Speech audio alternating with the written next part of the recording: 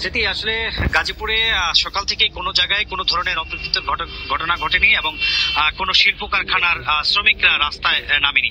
আসলে প্রত্যেকটি শিল্প কারখানায় জুড়েই আসলে নিরাপত্তার যে বলয় সেটা কিন্তু আসলে তৈরি করা হয়েছে। প্রত্যেকটি শিল্প কারখানাতে আসলে সেনাবাহিনী, ইন্ডাস্ট্রিয়াল পুলিশ, হাইওয়ে পুলিশ এবং থানা পুলিশ সহ সব শ্রমিকরা, কর্মকর্তারা সেখানে রয়েছেন। কোনো শ্রমিকরাই আসলে রাস্তায় নামেনি। তাদের যে দাবি দাবাগুলো ছিল সেগুলো আসলে সেনাবাহিনীর মাধ্যমেই তারা আসলে তাদের দাবি দাবাগুলো মেনে নিয়েছেন।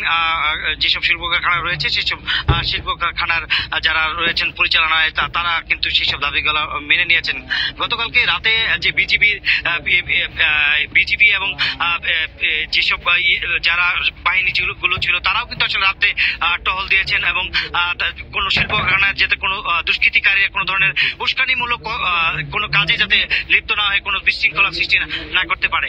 এছাড়াও কিন্তু যারা রয়েছেন তারা কিন্তু আসলে বলছেন যে আসলে আমরা নিজস্ব কিছু বলয় দিয়ে যে সিকিউরিটি রয়েছে তারা কিন্তু তাদের কারখানার সামনে তাদের সিকিউরিটিদেরকে দিয়ে আসলে নিরাপত্তা জোরদার করেছেন। সেক্ষেত্রেও আসলে যারা এইখানে আসলে চাকরি নেওয়ার জন্য আসলে যারা আসছেন তাদেরকেও আসলে এখান থেকে সরিয়ে দেওয়া হচ্ছে।